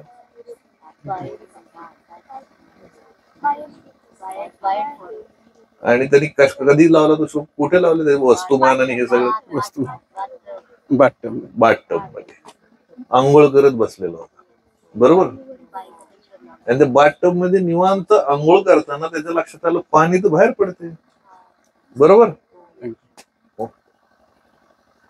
त्याच्यावरून त्याला की यार माझ्या वस्तुमानात म्हणजे ह्या गोष्टीचा शोध लागण्यात ही माणसं कशी ही निवांत जगत होती. तुमचा दिनक्रम तुम्ही आठवून बघा. उठले, पटपट निघले, तिकडून गेले, पुन्हा हे कोर्स, ते शाळा, ते ट्युशन, ते अमुक, ते तुमक, तिथून काहीतरी खेळ, पुन्हा मोबाईल, पुन्हा हे. तुम्हाला निवांत वेळच नाही. निवांत म्हणजे हा निवांत वेळ म्हणतो मी, की असे बसलेत. आम्ही झाडाखाली तासन तास बसून होतो. नाही तुम्हालाही तो वेळ, पण जी माणसं ही स्वतःला वेळ देतात ना, ती माणसं काहीतरी आयुष्यात करू शकतात. जी माणसं बोंबलत याचं स्टेटस बघ, त्याचं व्हिडिओ बघ, त्याची रील बघ, त्याचं काय नाही होणार. जी माणसं स्वतःला वेळ देतात तेच काहीतरी करू शकतात. त्याच्यामुळे नेहमी लक्षात ठेवा, स्वतःला वेळ द्या, स्वतःच्या आवडीला वेळ द्या. नाहीतर हे रील आणि ह्या सगळ्या ज्या गोष्टी आहेत, म्हणजे आता एक जण शिव्या देतो म्हणून लोक त्याच्या रील बघतात. एक जण काहीतरी तू येडावाकडा नाचतो म्हणून त्याच्या रील बघतात. एक जण काय तर कपडेच काढतोय म्हणून रील बघतायत. म्हणजे हे फालतूगिरी ही कशासाठी आपण वेळ घालवतो या गोष्टीत? ही काय आपला देश नाही, ही काय आपली संस्कृती नाही. दादा हे जे तुम्ही म्हणालात की आपण हे पाहतो ह्या गोष्टी, की हे जे चाललंय ते अगदी शेवटची 10 मिनिटं हे जे चाललंय ते पाहतो आपण, हे असंच जे आहे ते इतर बाबतीतही काय होतंय की खूप चुकीच्या गोष्टींचं सामान्यीकरण होतंय असं वाटतंय का? की एखाद्याने चुकीची गोष्ट केली ती खूप सामान्य वाटते, मग ती व्हिडिओमध्ये असू द्या किंवा अशी जनरल असू द्या, म्हणजे अगदी कार्यकर्त्यांमध्ये असू द्या, राजकारणामध्ये असू द्या, की चुकीच्या गोष्टी घडतायत आणि आपल्याला फरक पडत नाही, आपल्याला खूप सामान्य वाटतंय ते. असं वाटतंय तुम्हाला हल्ली तसं होतंय म्हणून? नाही, असं सगळीकडेच होतं किंवा पूर्वीपासूनच होत असतं. म्हणजे माणूस हा चुका करतो. माणसं आता चोऱ्या काय पूर्वी होत नव्हत्या, हजारो वर्षापासून होत आहे. विलन काय हजारो वर्षापासून होत. पण आपण आताच्या काळातले जे प्रश्न आहेत, आताच्या काळात आपल्याला जे वाटतंय, म्हणजे तुम्ही आपल्या सवयी फक्त आपली संस्कृती म्हणजे असं नाही की आपण फक्त मंत्रतंत्रच म्हणले पाहिजे. आपल्या साध्या साध्या सवयी होत्या. म्हणजे हे जे तुमचं थँक्यू सॉरी चाललेलं असतं, हे आपल्यात कुठून आलं? म्हणजे आपण खूप चांगलं बोलणारी माणसं आहे. आपल्याकडे काय म्हणायचे, म्हणजे तुम्ही समजा आता देवाला नारळ हे केलं फोडायचं असेल तर आधी काय म्हणायचे माहितीये तुम्हाला? वाढवलं, फोडलं नका म्हणून. बऱ्याच ठिकाणी बीडमध्ये, नगरमध्ये मीठ ताटात घेतात तेव्हा काय म्हणतात माहिती? गोड. नाही, मीठ डायरेक्ट बोलायचं, मीठ हातावर देत नाही. ह्या छोट्या छोट्या सवयी आपल्यात एक वेगळे पण होतं. पण आता आपण काय करतोय ते विसरून जातोय. आणि आपण काय, म्हणजे तुम्ही बापाला असं पाणी आणायला सांगतात पोरं, आणि पुन्हा बापाने पाणी दिलं की म्हणतात थँक्स. कसं थँक्स म्हणतात? थँक्स. उपकार करतोस म्हणतो तरी कशाला? अगदी बापाने 10 रुपये दिले, थँक्स. हे काय थँक्स आहे का? पूर्वी आपण म्हणत होतो का थँक्स? नाही, आपल्या डोळ्यात दिसत होतं. आपण हसायचो, आपण कृतज्ञतेने हसायचो. पूर्वी ह्या पद्धती आपल्याकडे नव्हत्या. सॉरी ही पद्धत अशी नव्हती. आता माझी लात लागली यांना तर मी कसं सॉरी सॉरी सॉरी, अरे काय धमक्या देतो का काय? ही असं सॉरी असतं. जर हे सॉरी माझ्या आयुष्यात नसतं तर मी काय केलं असतं? हे आपल्याकडची पद्धत होती. पण हे जाऊन आपण काय सॉरी, ह्या अशा पद्धतीत आता खरं असं व्हायला पाहिजे. असं इंग्लिशमध्ये काय म्हणतात? टचवूड. ऐकलंय तुम्ही? शहरात हे लोक टचवूड म्हणतात. तर टचवूडला अडचण काय होती त्यांची? टचवूड म्हणतात ना, त्यांची अडचण होती. सारखं तर म्हणतात म्हणजे, पण म्हणायला समोर असे लाकूड लाकूड नाही. खरंय. लाकूड तर दिसलं पाहिजे. तर ही जी अडचण आहे तुमची बोलताना, काही लोक आता म्हणजे आता तुम्ही 8वीत आहेत, शहरात 8वीतले पोरं एकदमच वायाच पुढेच गेलेले जातात. ते सगळे शिव्या आणि ह्या इंग्लिशमध्ये, सिरीज इंग्लिशमध्ये. म्हणजे आता शाळांचा सगळ्यात मोठा मुद्दा झालाय की ह्यांचं हे नको ते इंग्रजी कसं थांबवायचं. अगदी. तर त्याच्यातली सगळ्यात महत्वाची गोष्ट काय आहे की येता जाता उठता बसता लव्ह यू ब्रो. अरे काय ब्रो, बापालाही ब्रो. आणि हे लव्ह यू तर म्हणजे त्याचा इतका बाजार कचरा करून टाकलेला आहे. बरं म्हणत पण नीट नाही. कोणी कोणाला मेसेज पाठवला तर तो काय मेसेज पाठवतो, आय लव्ह यू असं नाही, ILU. तेवढा कंजूस आहे तू प्रेम कावा करणार आहेस गाढवा. म्हणजे ही काही प्रेमाची व्याख्या नाही. हे काय प्रेम करणं, ते भरभरून प्रेम करणं, मन मोकळं प्रेम करणं. हे असले कंजूस लोक प्रेम नाही करू शकत. ही जी तुमची पिढ्यांची भाषा आली ही तुम्ही बोलत नाही, तुम्ही इमोजी पाठवता. तुम्हाला जोकला दाद नाही देते, तुम्ही त्याच्यावर इमोजी पाठवता. स्माईलची इमोजी कशी असू शकते? स्माईल स्माईल असतं, स्माईल खळखळून असतं, स्माईलचा आवाज आला पाहिजे. स्माईल असं चेंडू सारखं ह्याच्या बॉक्स मध्ये टाक, त्याच्या बॉक्स मध्ये टाक असं नसतं. बरं ते लाजायचं इमोजी, गाल लाल झाले म्हणून इमोजी, रागवलाय इमोजी, लाजलाय इमोजी, ते काय पुन्हा ते काय किसचा इमोजी. अरे काय तुम्हाला काही म्हणजे भावना आहेत का नाही? म्हणजे सगळंच जर असे चेंडू टाकत राहिली तर काय मजा आहे आयुष्यात. आणि ही करताना तुम्ही लक्षात ठेवा की ही तुमची मूळ भावना मारून टाकणाऱ्या गोष्टी आहेत ह्या मोबाईल मधल्या. त्याच्यामुळं आपण खरं खरं वागायला शिकलं पाहिजे, खरं खरं बोलायला शिकलं पाहिजे. क्या बात आहे. वा. हे ज्यावेळेस तुम्ही असं संस्कृतीबद्दल बोलता, परंपरेबद्दल बोलता ना, त्यावेळेला एक गोष्ट तुमची जाणवते लिखाणामधली की तुम्ही सतत म्हणता की संस्कृती जपावी पण कष्ट कमी व्हावेत. म्हणजे जसं की चुलीवरची भाकर खावीशी वाटते, परंतु चुली समोर बसणारी जी महिला आहे तिच्या नाकातोंडात धूर जातोय, ती चूल जाऊ दे ना. ती परंपरा जपायची म्हणजे काही त्या गोष्टी सहनच करायच्यात असं नाही. तर हे आता एक तुमचं गोष्ट छोटी मधलं आभाळ भरून आलं म्हणून आहे, एक गोष्ट आहे. हरितात्या, अविनाश आणि सासू सुना. म्हणजे हरितात्या आणि अविनाश दोघंही आत्महत्या, म्हणजे हरितात्या आत्महत्या करतात आणि त्यांना वाचवताना अविनाश म्हणजे त्यांचा मुलगा तोही बुडतो आणि जातो तोही. परंतु हरितात्याला आत्महत्याचे पैसे मिळतात, अविनाशला काही मिळत नाही. आणि ते पैसे ती सासू त्या सुनेचं दुसरं लग्न करण्यासाठी पुन्हा शेवटी वापरते. एवढी ही सुंदर रचना आहे. म्हणजे अजूनही समाजात अशा म्हणजे पुरुषांपेक्षा महिलांमध्ये ह्या गोष्टीचं भान जास्त आहे का, की पुरोगामी थोडेसे विचार आहेत का? म्हणजे असं वाटतं फरक आहे पुरुषांपेक्षा महिलांमध्ये?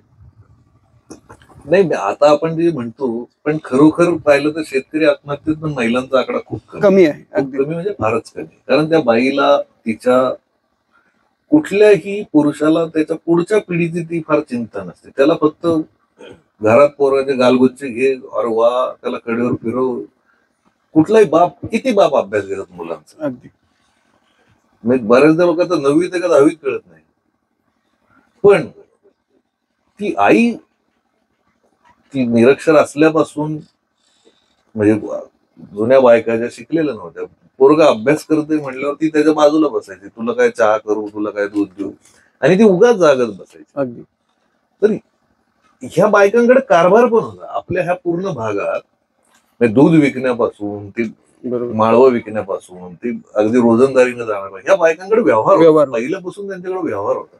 त्याच्यामुळे ते अधिकार पण होते. पण ही जी गोष्ट आहे ती नंतरच्या पिढीत कमी का होत गेली, की शिकल्या मुली पण शेतात काम कर, कुठलं काम त्यांच्या हातात राहिलं नाही. जोपर्यंत काम हातात असतं तोपर्यंत तो व्यवहार हातात असतो.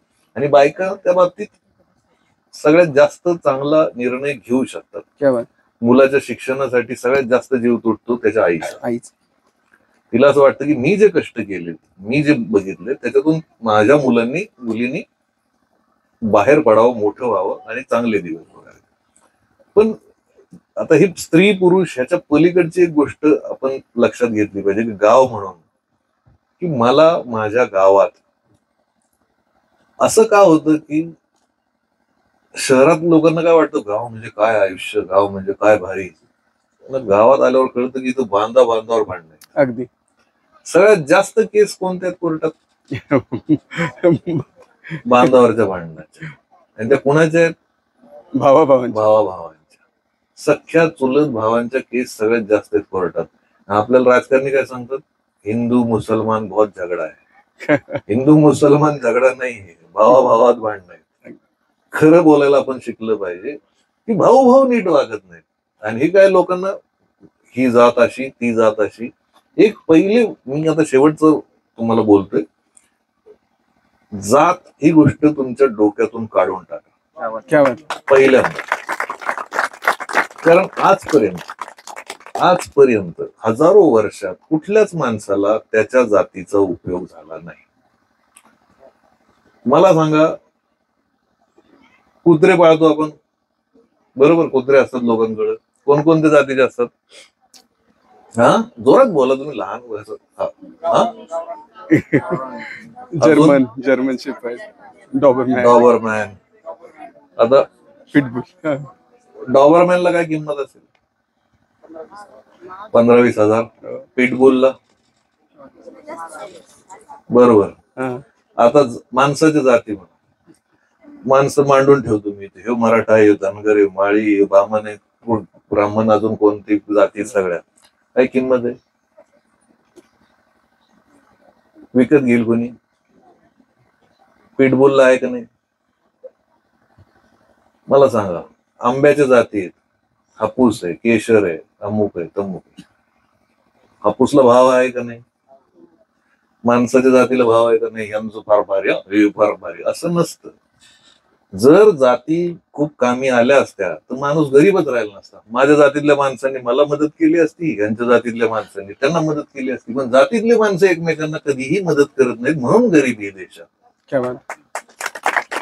जातीतल्या माणसांना मदत केली असती तर शेतकऱ्यांनी आत्महत्या केल्या नसत्या, रोडवर भांडणं झाली नसती, सगळे गावं सुखात नाही. जात कधी कामाला येत नाही, त्याच्यामुळे जातीच्या नादी लागायचं नाही. जात झाडाची चांगली असते, जात कुत्र्याची चांगली असते, जात पिकाची चांगली असते, माणसाची नाही. माणसाने जातीच्या भानगडीत पडायचं नाही, त्याचा कधीही उपयोग होणार नाही. त्याच्यामुळे हे जे विचार आता सगळे गावगाव जे पेरलं जाते त्याच्यातून आपण बाहेर पडायचं. आपण हा विचार करायचा की मी माझ्या गावातल्या प्रत्येक माणसाला मदत करू शकलो पाहिजे, एवढा मोठा होईल. नाही, मला काय म्हणायचं की आपण जी ह्याच्यात काम करतो, निसर्गाचं किंवा कुठल्याही गोष्टीचं काम करतो ना, त्याच्यात आपल्याकडे ना खूप लोकांचं एक गडबड काय होते की ते त्याच्याविषयी खूप हळवं बोलतात किंवा त्याच्यावर खूप कवितेतलं बोलतात किंवा त्याच्यात खूप असं उगाच संवेदनशील असल्याचा एक आव आणतात. मला असं म्हणायचं की मी जे काम करतोय ते काम समाजसेवा आहे हे विसरून जायचं. मी कोणावर उपकार करतोय हे विसरून जायचं. आपण कोणावर उपकार नसतो करत. मला सावली पाहिजे म्हणून मी झाड लावतो, एवढा सोपा बोलतोय. त्याच्या पलीकडे काय नाही, त्याच्या पलीकडे जगासाठी मी काय करतो असं काय नाही. पण माझ्यासाठी तर केलं पाहिजे, माझ्यासाठी तर महत्वाचं आहे. म्हणजे आणि पुन्हा झाडाचं काय आहे की झाड ही गोष्टच इतकी सुंदर आहे की तुम्ही त्याच्यासाठी काही करताय असं वाटत नाही. तुम्हाला कष्ट काय आहे, तुम्हाला काही वर्ष काही दिवस ते बघायचंय फक्त. एक बी त्या मातीपर्यंत जातच असतं, तुम्ही किती लपवलं तरी. मुळात काय आहे की तुम्हाला झाडाचं जगण्याचं प्रमाण किती असेल, झाडं जगतात म्हणजे किती प्रमाण असेल झाडांच्या जगण्याचं? 10% पण नाही. 10% बियांची पण झाडं होत नाहीत. बरोबर. तुम्ही विचार करा, तुमच्या चिंचेला हजारो चिंच आहेत, बरोबर? ते सगळ्या जर उगवल्या असत्या, ते सगळे चिंचोक्याचे जर झाडं झाले असते तर माणसं राहिले कुठे असते? बरोबर. माणसाला राहायला जागा नसती, निसर्गाने ती सोय लावलेली आहे. त्या सगळ्याच बिया उगवत नाहीत म्हणून आपण, नाहीतर पृथ्वीवर फक्त झाडं असतील पण ते जगण्याचं प्रमाण त्या बियांचं खूप कमी आहे. त्याच्यातून उगवलेली राहिलेली ही झाड आहेत.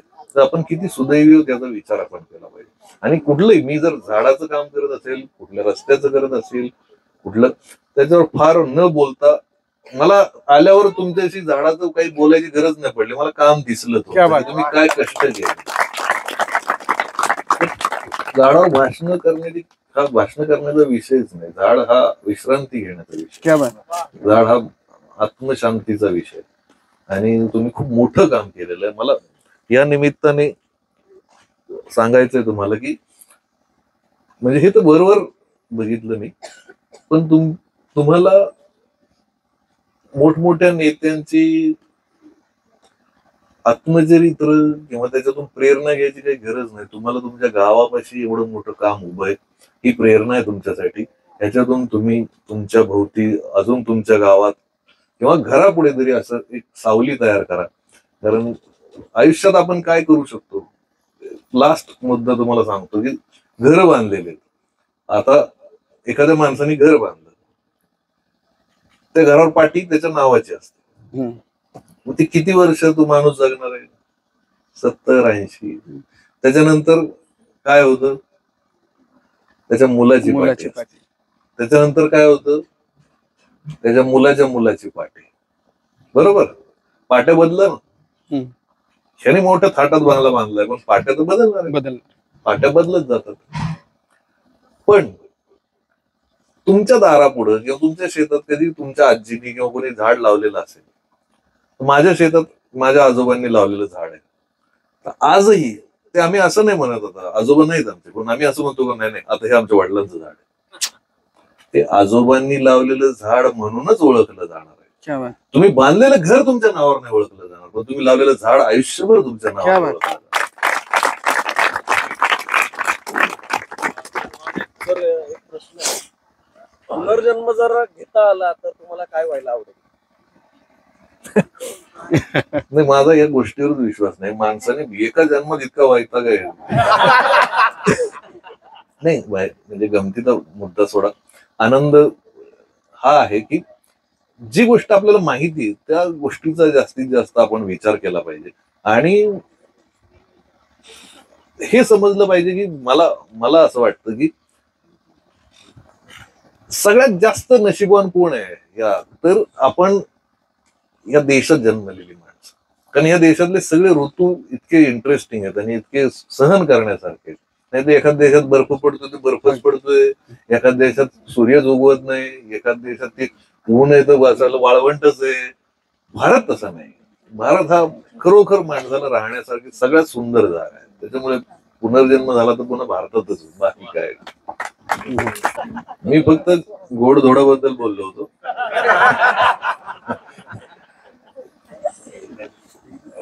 नाही, मला कुठलं पत्र लिहिलं चॅलेंज असं नाही.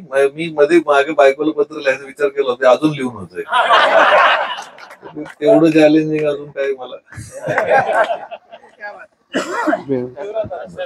मला विचारायचं आहे, सह्याद्री देवराईचा प्रवास नेमका कसा सुरू झाला, त्याच्या मागची तुमची प्रेरणा काय होती, आणि एवढ्या 40 देवराई झाल्यानंतर तुम्ही आता त्याचं भविष्य काय बघताय? तुमच्या डोक्यामध्ये काय प्लॅन आहे? मुलांसाठी एक आवर्जून सांगा.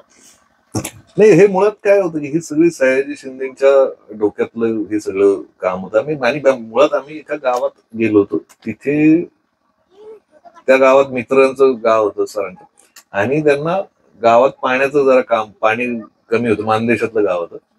तर जेसीबी वगैरे काही देता येईल का अशा पद्धतीने आम्ही गेलो आणि म्हटलं जरा पिकनिक होईल म्हणून आम्ही त्या गावात गेलो. आणि असं मोठा माळ होतो ते. अडचण काय झाली की लोक जमले आणि बोलायचं आणि वर्गणी गोळा करायची असं ते चाललं होतं. आम्ही गेलो तर लोक, तुम्ही बोला लोकांना गावातल्या. आता अडचण अशी होती, पूर्ण त्या माळावर एक झाड होत. लोक उन्हात, आणि ते कोणाच्या डोक्यात झालं नाही, कसे बसणार, ते सगळे झाड शोधतायत. त्याच्यात एक बाबळ होती, ती एवढीशी, आणि त्याच्या खाली एक गुरं राखणारा माणूस बसलेला होता.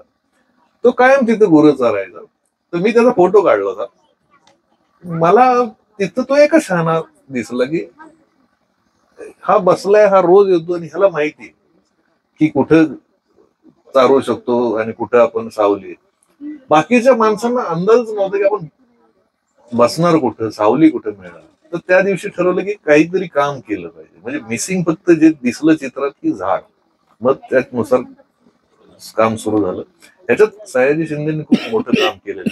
मी आपलं कार्यकर्ता आहे, मागे असतो, माझं काही याच्यात नुसतं नावाला आहे. पुढचा प्रवास कसा आहे? त्याचं काय नियोजन? सह्याद्री देवराईचं. नाही पुढचा विचारच करायचा नाही. झाड हे लावलं ते टिकलं पाहिजे एवढाच विचार केला पाहिजे. पुढचं म्हणजे हे काय आपल्याला काही कब्जा मिळवायचं का कुठे, आपल्याला काही करायचं नाही. आता जे झालंय ते झालंय, जी झाडं आहेत ते आहेत, सावली आहे ती आहे. जर समोरून कोणी आलं आणि ते म्हणले की आम्हाला आमच्याकडे देवराई करायची तर ती होत, नाही तर आपलं स्वतःहून आता महाराष्ट्रभर विस्तार करायचा आपली काय पक्ष आहे का? जे चाललंय ते छान आहे. सर तुमचा खूप वेळ मिळाला मला. खरं तर निमाडे सरांचं एक वाक्य आहे, म्हणजे विटगेस्टाईनच्या संदर्भातलं त्यांचं एक वाक्य आहे की चालण्यासाठी घर्षण खूप गरजेचं असतं. असं खूप बर्फासारखी लादी टाकली असेल तर तुम्हाला त्याच्यावरून चालता येत नाही, तुम्ही सटकत जातात पुढे, कुणाच्या तरी मागे वाहवत जातात. तर हे कदाचित हा 3 ऑक्टोबर आमच्यासाठी एक घर्षणाचा भाग आहे. आम्ही थांबलोय, आम्हाला चालण्यासाठी मदत करतोय, आम्ही सटकत नाहीत कोणाच्या तरी मागे, विचार करतोय आणि मग पुढे जातोय. प्रत्येक विचार तुमचा सेल्फी मधला असू द्या किंवा गोष्ट छोटी डोंगरा एवढी मधला असू द्या किंवा पत्रास कारंकी मधला असू द्या, तो प्रत्येक विचार वाचताना सलग वाचता येत नाही. कदाचित 2 ओळी पुन्हा मागे यावं लागतं, पुन्हा वाचावं लागतं, पुन्हा आपले संदर्भ त्याच्याशी जोडावे लागतात. आपल्या आयुष्यात हे काय चाललंय, असं वाटतं की हे पुस्तक माझ्या चुकांवरती लिहिलंय की काय, माझं निरीक्षण करून लिहिलंय की काय, असं भासतं आम्हाला. एवढा समाज जपणारा माणूस, एवढा माणूस ओळखणारा माणूस, एवढा संवेदनशील, या शब्दावर तुम्ही खूप म्हणजे त्या शब्दाला गुळगुळीत करून टाकलाय असं म्हणतात संवेदनशील, परंतु खऱ्या अर्थाने काही संवेदनशील म्हणावं तर तुम्हाला म्हणावं संवेदनशील, ज्या प्रत्येक गोष्टीला समजून घेऊन मांडणारा. बालाजी सुतार सरांचंच एक वाक्य आहे की तटस्थतेच्या कुंपणावरून मला खाली उतरायला हवं. आता बऱ्याचदा म्हणजे विनेश फोगाट बद्दल असू द्या किंवा महाराजांचा पुतळ्याचं ज्यावेळेस हे झालं त्याबद्दल असू द्या किंवा प्रत्येक समाजामधली जी घटना घडते त्याबद्दल असू द्या, तुमच्या सोशल मीडियातून तुम्ही व्यक्त होता. पटकन ज्याला विचारायला पाहिजे जबाबदार व्यक्तीला त्याला जाब विचारता तुम्ही. अक्षरशः तुम्ही म्हणाले की 50 किलोमीटरच्या आत ज्यावेळेस महाराजांचा पुतळा उभा कराल त्यावेळेला 50 किलोमीटरच्या आतही एकाही राजकारण्याला येऊ देऊ नका. हाच खूप मोठा महाराजांचा सन्मान असेल. तर ही जी भूमिका आहे, एवढ्या खंबीरपणे ही जी घेता, त्याच वेळेला तुम्ही ह्या म्हणजे आमच्यासारख्या खूप सामान्य माणसांबद्दलही लिहिता. हे सगळा जो प्रवास आहे ना, हा आम्हाला अजून खूप वर्ष अनुभवायचा आहे तुमच्याकडून येणारे सिनेमे असतील, तुमच्याकडून येणारे पुस्तकं असतील. तर ही जी पुस्तकं आहेत, सेल्फी असू द्या, गोष्ट छोटी डोंगरा एवढी असू द्या, पत्रास कारंकी असू द्या, मला असं वाटतं ही 3 पुस्तकं पुरेशी आहेत तुम्हाला जगण्यासाठी. पुस्तकाची गोष्ट वेगळी. तुम्ही पहिले लक्षात घ्या की आपले हे जे शिवशंकर चापोले आहेत किंवा सिद्धार्थ सोनवणे सर्पमित्र आहेत आणि आमचे पण मित्र आहेत. वा, ते त्यांना कसं काय कॉम्बिनेशन. पण ही माणसं झाडामध्ये खूप मोठं काम करतात. त्यांचा जो प्रकल्प आहे सर्पराज्ञी प्रकल्प, मी तुमच्या शाळेला विनंती, तुम्ही बघितला नसेल तर तुम्ही जाऊन बघा, तो प्रकल्प महत्वाचा आहे. आणि यांनी बिया गोळा केलेल्या आहेत, हे कायम बिया गोळा करत असतात वेगवेगळ्या झाडांच्या. तर ज्याला झाड लावण्याची इच्छा आहे त्यांनी त्या बिया इथे आणलेल्या आहेत. त्या काही त्या विकणार नाहीयेत, त्या तुम्हाला गिफ्ट मिळतील आणि त्या तुम्ही तुमच्याकडे ते झाड उगवायचंय, त्याची काळजी घ्यायची. तर या निमित्ताने आपण नुसतंच बोलून काय उगवणार आहे का? त्या बिया मात्र काहीतरी उद्या झाड होतील. तर हे नक्की घेऊन. मला तर पुस्तक नसलं की कुठे आनंद होतो. मुळात काय होतं की आपण पूर्वी शाळा अशा नव्हत्या जशा तुमच्या आहेत. भिंतीत शाळा नव्हती, पूर्वी झाडाखाली शाळा होती, बिनभिंतीच्या शाळा होत्या. त्यामुळे तो एक आनंद वेगळा होता. पण आता आपलं घर, पूर्वी घर असे नव्हते बांधून ठेवल्यासारखे, पण आता आपलं काय खिडक्या बंद, दारं बंद, सगळं बंद. तर त्याच्यामुळे जेव्हा जेव्हा त्या कैदेतून आपली मुक्तता होते, कुठेतरी जंगलात निसर्गात जातो, तेव्हा आपोआप आपल्याला आनंद होतो. कारण आपल्याला रोज जागायला मिळत नाही. आम्हाला जास्त मोकळा वेळ मिळत नाही. जर आम्हाला मोकळा वेळ येतो ना, त्यातला आम्ही जास्त वेळ मोबाईल बघण्यात घालतो. तर तुम्ही आम्हाला सांगू शकता का मोबाईलच्या ऍडिक्शन पासून कसं लांब राहायचं जास्तीत जास्त? मोबाईलच्या ऍडिक्शन पासून दूर कसं होता येईल? मोबाईलमध्ये वेळ जातो मुलांचा खूप. पण अडचण कशी आहे, मोबाईल ही मुलांची चूक नाहीये, ही आईबापांची चूक आहे. मोबाईल, बऱ्याच लोकांना काय वाटतं की आईबाप मुलांना मोबाईल पासून दूर करत असतील. 90% घरात मुलांवर वेळ येते, आई बापा मोबाईल सोडा, बाप आहे तुम्ही. आई आहे तू. कारण सगळ्यात जास्त आईबाप मोबाईल वापर अगदी आणि विनाकारण वापर रिकाम्या कामासाठी आणि नाव ठेवतात मुलांना. मुलं आजकाल मोबाईल शिवाय राहत. आता ते लहानपणी रडत होतं तेव्हा त्याला जेवायला मोबाईल कोणी दिलाय? त्यांनी आईने दिलाय. त्याला हे सगळं त्याला गुंगवलं पहिले कोणी? आई बापाने. आणि आता मग नाही तू मोबाईल शिवाय राहतच नाही. अरे दिला कोणी? पण मोबाईल मध्ये एक गोष्ट लक्षात ठेवा की तुम्हाला खूप काही कामगिरी केली, लय फोटो टाकले तुम्ही, काय मिळून काय मिळणार तुम्हाला? लय भारी फोटो टाकला तुम्हाला, काय मिळतं मोबाईल मध्ये? लाईक्स. ते बदाम.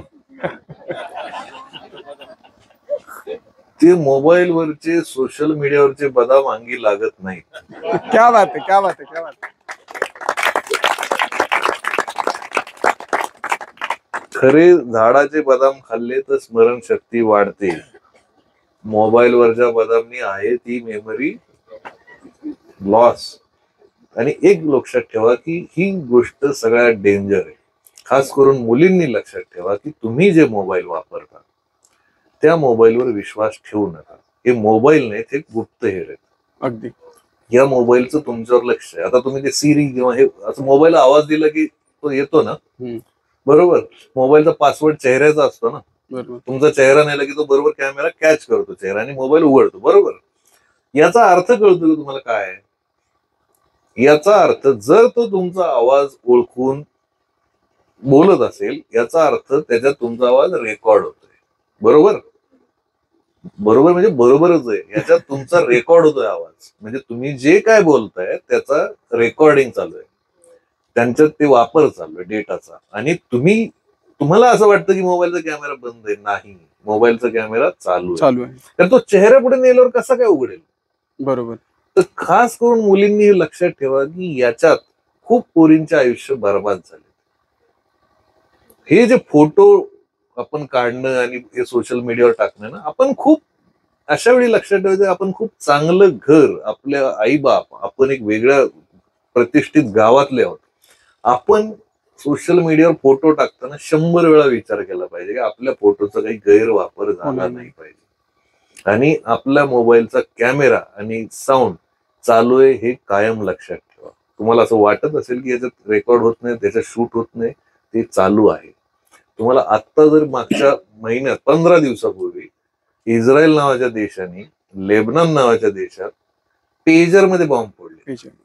कशात बॉम्ब फोडला? पेजर. पेजर म्हणजे मोबाईलवरचे छोटे हे असतं डिव्हाइस होतं. कुठून कुठं बॉम्ब फोडले? एवढं कंट्रोल आहे ह्याच्यावर. ह्याच्यातलं सगळं माहिती, ह्याच्यातले सगळे व्हिडिओ, ह्याच्यातले सगळे फोटो एका मिनिटात समोर माणूस घेऊ शकतो. तुम्हाला जर त्याचे प्रयोग बघायचे तर तुम्ही कधीतरी तुम्हाला माणसं सांगेल त्यांना हॅकर्स म्हणतात. बरोबर. हे इथिकल हॅकर्स तुम्हाला ते प्रयोग करून दाखवतात. त्यांनी मला हा प्रयोग, आता हा मोबाईल आहे ना, हा मोबाईल आहे, हा माझा मोबाईल आहे. त्यांनी मला 5व्या मिनिटाला सगळा डेटा त्याच्या मोबाईलमध्ये दाखवला होता. काहीच नाही केलं त्यांनी. माझ्या मोबाईलला हात पण नव्हता लावला. सगळा डेटा त्याच्या मोबाईलमध्ये, माझे फोटो, माझे व्हिडिओ सगळे त्याच्या मोबाईलमध्ये होते. आणि 5 मिनिटात.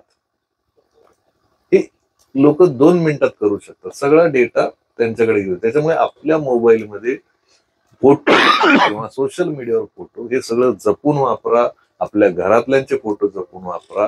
आणि आयुष्य लक्षात ठेवा की सोशल मीडियावर आपलं तोंड दिसतंय, आपला चेहरा दिसतोय चांगला म्हणून फोटो टाकत राहत. त्याच्या नादात एक दिवस अशी वेळ येते की जगाला तोंड दाखवू शकत नाही माणूस. पुन्हा चुका करायच्या नाही. दादा, हे पालकांच्या बाबतीत ना काय होतं की बऱ्याचदा आपण लेकरं ऐकत नाही म्हणून काळजी करतो, पण लेकरं कदाचित आपल्याकडे बघतायत म्हणून आपण काळजी केली पाहिजे वागताना. जास्त करून हे पालकांसाठी खूप महत्वाचं आहे, आमच्यासाठी खूप जास्त महत्वाचं आहे. ठीक आहे. आणि हे सगळं मी तुम्हाला एवढ्यासाठी सांगितलं की तुम्ही खूप शांतपणे ऐकताय. खूप चांगलं वाटलं तुम्हाला भेटून. आणि आता मी खूप तुम्हाला बोर करणार नाही. आता जेवण करा तुम्ही. आणि एवढ्या उन्हात तुम्ही बसला आणि एवढे चांगले तुम्ही प्रश्न विचारले. खूप बरं वाटलं. धन्यवाद.